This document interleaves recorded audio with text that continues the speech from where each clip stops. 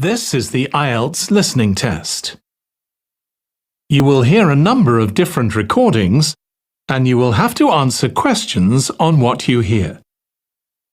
There will be time for you to read the instructions and questions, and you will have a chance to check your work. All the recordings will be played once only. The test is in 4 parts. At the end of the test, you will be given 10 minutes to transfer your answers to the answer sheet. Now turn to Part 1.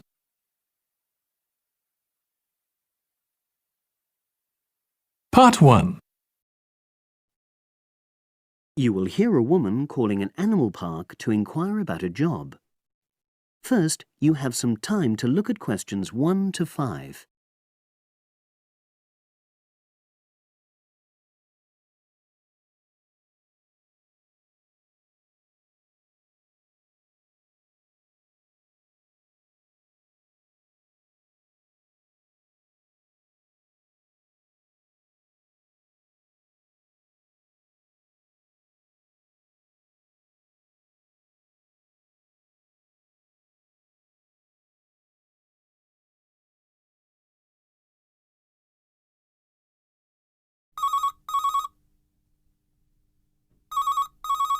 Pinder's Animal Park, hello. Oh, hello. I'm ringing to ask whether you have any jobs available. What sort of work are you looking for? Is that permanent or part-time or... Actually, I'm just looking for temporary work. I'm a student. Oh, right. I'll just get a form and ask you a few questions. Then I'll pass your application on to our recruitment section. Is that okay? Fine, thank you. So, starting with your name. It's Jane Lammerton. Is that Lammerton?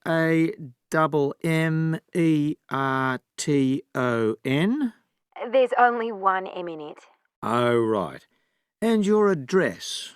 It's 42 West Lane. Right. And is that in Exeter? Yes. Okay. And can you give me your mobile phone number? 07792 430 921. Right. Now, the next thing is, when are you available to start work? I finish college on the 8th of June. That's in 3 weeks' time.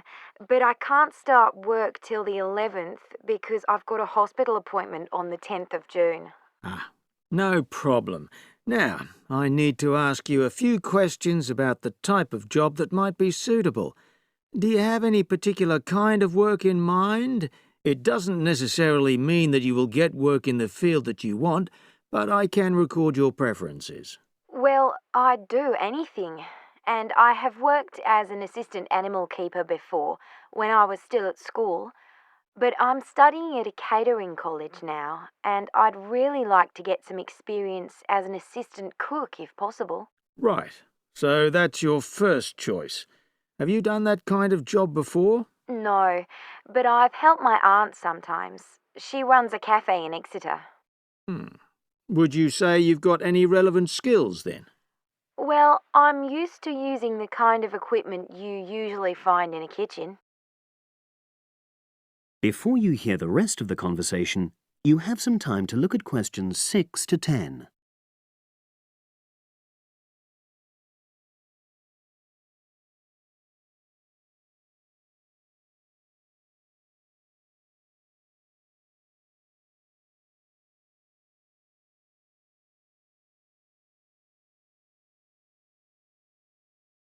Now listen and answer questions 6 to 10. Okay. And I know you're still studying, but do you already have any qualifications related to that kind of work? A hygiene qualification, for example? I haven't, no, but I've got a certificate in food handling. I did it before I decided to become a full-time student. Fine. Okay. That means you wouldn't need any specific training if you did get the kind of work you wanted. But you'd have to do a short course on first aid. All our new employees do that. It just takes half a day, and most people find it generally useful. Oh, yes, I'm sure it is. Well, That's about it, really. Just one last thing. Can you give me the name of someone who would give you a reference, like a previous employer or... Oh, yes. You can put Dr. Ruth Price. Okay. Is that one of your college lecturers? She's my college tutor. She's known me for over 2 years, and I'm sure she wouldn't mind. In fact, she's given me a reference before. Fine. We'd probably contact her by phone. Do you happen to know her number? I've got it on my phone, yes. It's 0208 685 114. That's a landline. Good. Well, as I say, I can't promise anything, but I'll pass your application on, and you should hear in a few days. Is there anything else? Just one thing. I suffer from a particular type of colour blindness, and sometimes employers have to make special arrangements for that. Okay, I'll make a note of that. It won't be good that you've made us aware of it.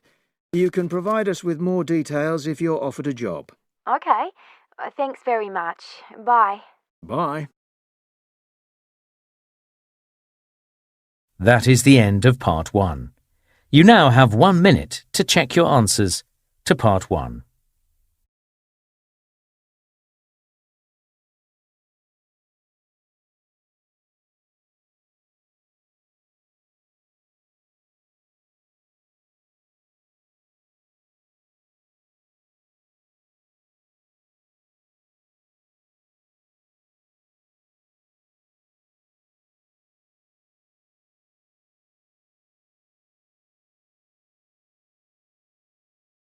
Part 2.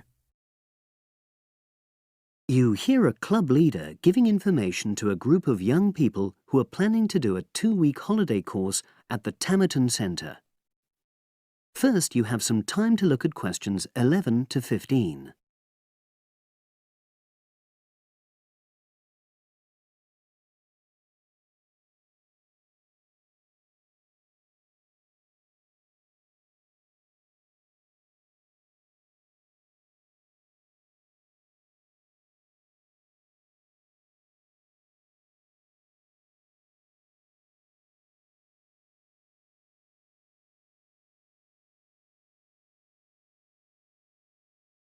Now listen and answer questions 11 to 15. Hello, everyone. I've been asked to talk to you this afternoon about next month's trip to Tamerton Study Center for the 2-week course. Now, some of the things I'm going to say you may have already heard or read about, but I think it's important to emphasize a few key points. First of all, it's worth reminding you why Tamerton was set up in the first place, in the late 1960s. That was really before all the concern with preserving the environment, which everyone talks about these days. The idea was simply to get people out of the cities and into the country and to find out that just being outdoors can be very rewarding. This is not going to be a holiday in the usual sense. It's called an adventure course because you'll really be stretched to your limits, but that in itself can be a positive thing. The group I took last year, for example, said that although they actually felt pretty weak and exhausted all the time, it really made them learn a lot about themselves and increased their confidence. And in the end, that's the most important thing.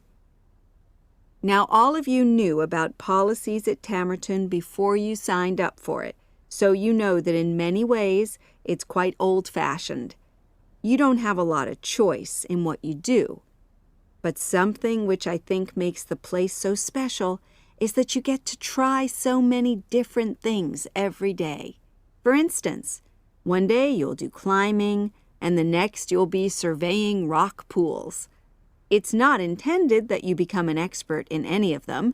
It's more like a taster, which you can follow up if you want. And there isn't a lot of free time. Organized activities and talks, etc., go on until 9 p.m., and lights go out at 11 p.m. There are table tennis tables with all the equipment, and board games, though I have to say the pieces often go missing, so it's a good idea to take your own. There's a DVD player with a good selection of films suitable for this age group, so don't take yours. Bedtime at 11 p.m. is strictly enforced, and there's a good reason for this. You're all under 18, and we organizers need to know that all group members are accounted for in the house as we close for the night. And of course, you'll be so exhausted anyway that you'll be too sleepy to want to cause any trouble. Now you have some time to look at questions 16 to 20.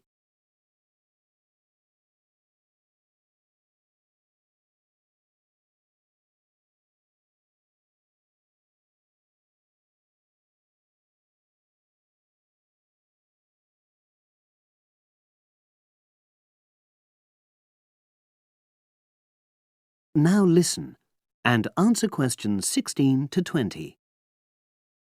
Now, what should you pack? The information sheet tells you a lot about what clothing to bring. But what about other things?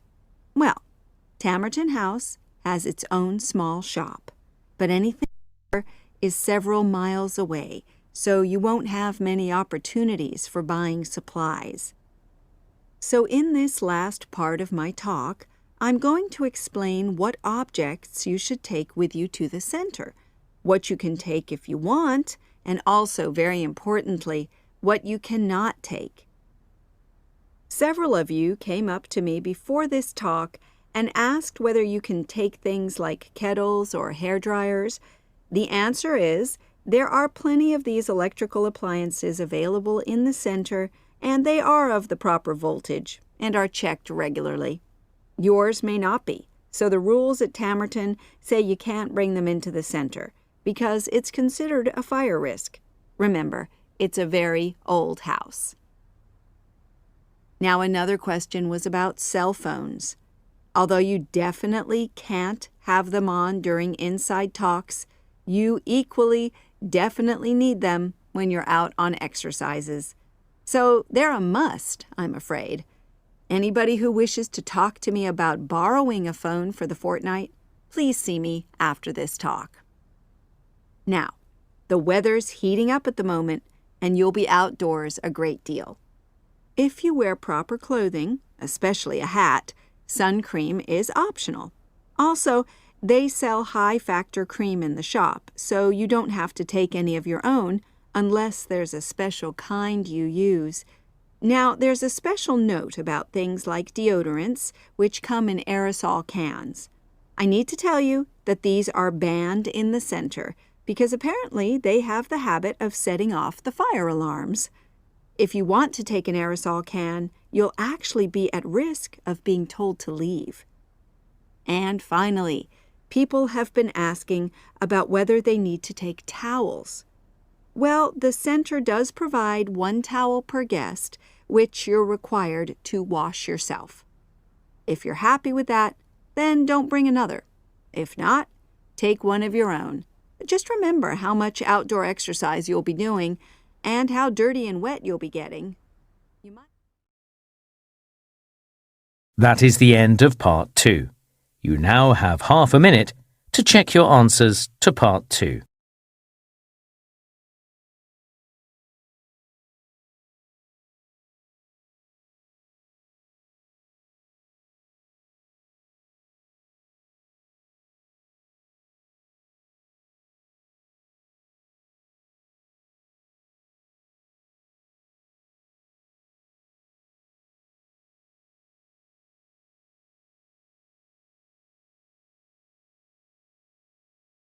Part 3.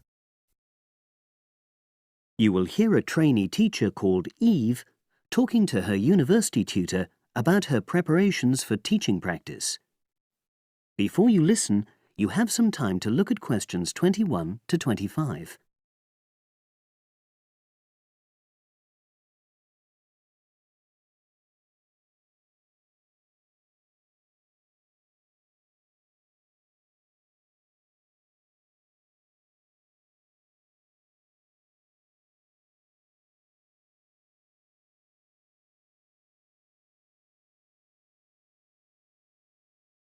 Now listen and answer questions 21 to 25.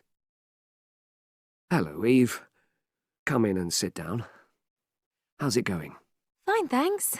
I'm looking forward to my teaching practice next week. Good. Now, you've got 2 classes, haven't you? Year 3 and Year 6. Have you done your lesson plans? Well, I've decided to take the topic of renewable energy.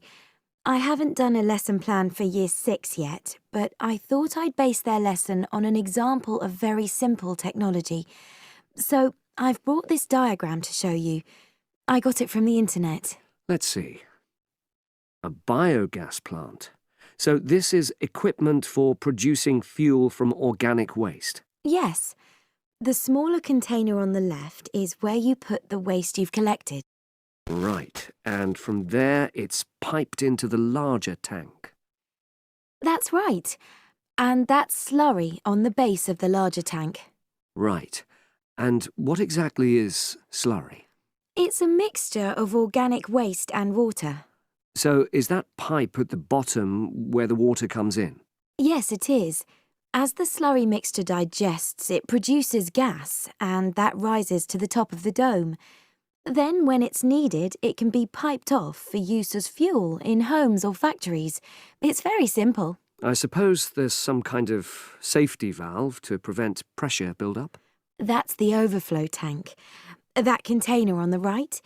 As the slurry expands, some of it flows into that, and then once some of the gas has been piped off, the slurry level goes down again, and the overflow tank empties again. I see.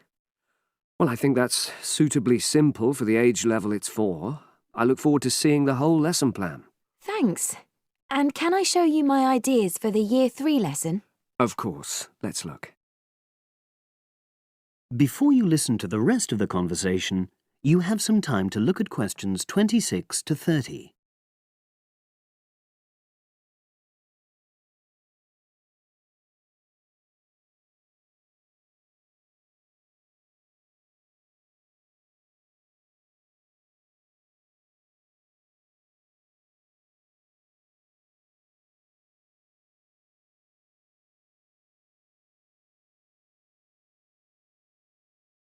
Now listen and answer questions 26 to 30.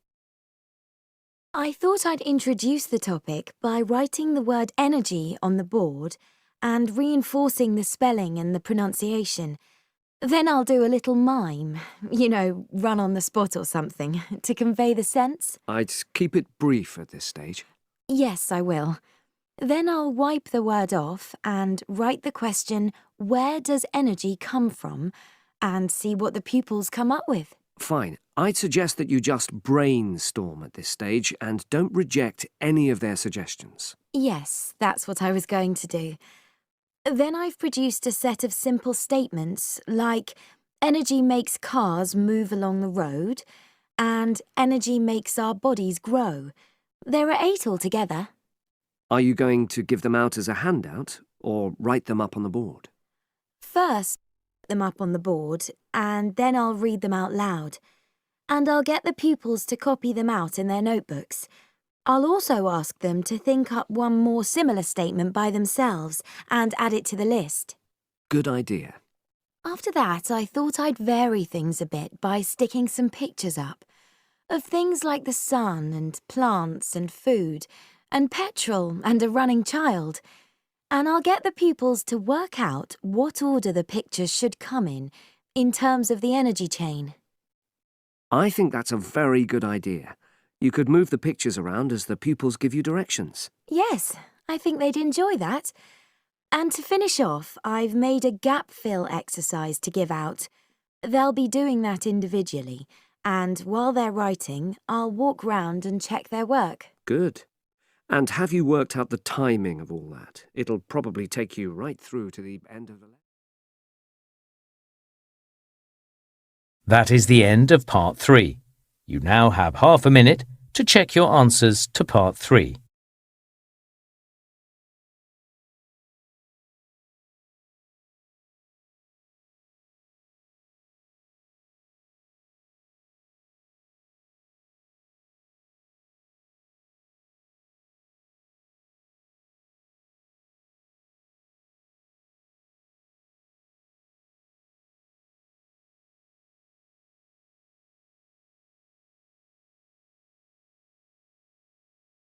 Listening, Part 4.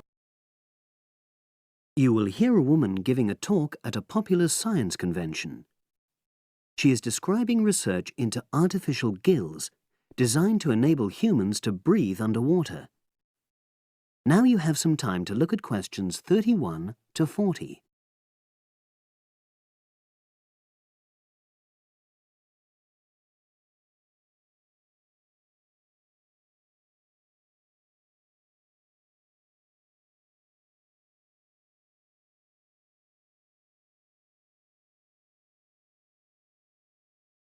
Now listen and answer questions 31 to 40. In my talk today, I'll be exploring the idea of artificial gills. I'll start by introducing the concept, giving some background and so forth, and then I'll go on to explain the technological applications, including a short, very simple experiment I conducted. Starting with the background. As everyone knows, all living creatures need oxygen to live. Mammals take in oxygen from the atmosphere by using their lungs, and fishes take oxygen from water by means of their gills, which of course in most fishes are located either side of their head. But human beings have always dreamt of being able to swim underwater like the fishes, breathing without the help of oxygen tanks. I don't know whether any of you have done any scuba diving, but it's a real pain having to use all that equipment. You need special training, and it's generally agreed that tanks are too heavy and big to enable most people to move and work comfortably underwater. So scientists are trying a different tack. Rather than humans carrying an oxygen supply as they go underwater, wouldn't it be possible to extract oxygen in situ? That is, directly from the water while swimming. In the 1960s, the famous underwater explorer Jacques Cousteau, for example, predicted that one day surgery could be used to equip humans with gills. He believed our lungs could be bypassed and we would learn to live underwater just as naturally as we live on land. But of course, most of us would prefer not to go to such extremes.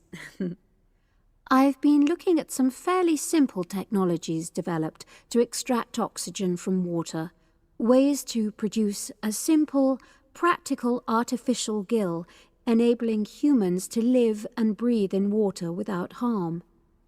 Now, how scientists and inventors went about this was to look at the way different animals handled this. Fairly obviously, they looked at the way fishes breathe, but also how they move down and float up to the surface using inflatable sacs called swim bladders. Scientists also looked at animals without gills, which use bubbles of air underwater, notably beetles. These insects contrive to stay underwater for long periods by breathing from this bubble which they hold under their wing cases.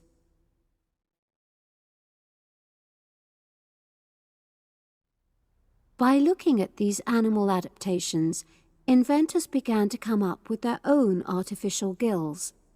Now, making a crude gill is actually rather easy, more straightforward. You take a watertight box, which is made of a material which is permeable to gas, that is, it allows it to pass through inwards and outwards. You then fill this with air, fix it to the diver's face, and go down underwater. But a crucial factor is that the diver has to keep the water moving so that water high in oxygen is always in contact with the gill, so he can't really stay still. And to maximize this contact, it's necessary for your gill to have a big surface area. Different gill designers have addressed this problem in different ways, but many choose to use a network or lattice arrangement of tiny tubes as part of their artificial gills. Then the diver is able to breathe in and out. Oxygen from the water passes through the outer walls of the gill, and carbon dioxide is expelled. In a nutshell, that's how the artificial gill works. So, having read about these simple gill mechanisms, I decided to create my own. I followed the procedure I've just described, and it worked pretty well when I tried it out in the swimming pool. I lasted underwater for nearly 40 minutes. However, I've read about other people breathing through their gill for several hours. So the basic idea works well, but the real limitation is that these simple gills don't work as the diver descends to any great depth because the pressure builds and a whole different set of problems are caused by that. Research is being done into how these problems might be overcome, but that's another story, which has to be a subject of another talk. Despite this serious limitation, many people have high hopes for the artificial gill, and they think it might have applications beyond simply enabling an individual to stay underwater for a length of time. For example, the same technology might be used to provide oxygen for submarines, enabling them to stay submerged for months on end without resorting to potentially dangerous technologies such as nuclear power. Another idea is to use oxygen derived from the water as energy for fuel cells. These could power machinery underwater, such as robotic devices. So, in my view, this is an area of technology with great potential. Now, if anyone has any questions, I'd be happy to answer. Yes, lady at the...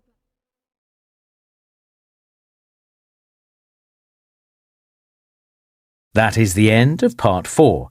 You now have 1 minute to check your answers to Part 4.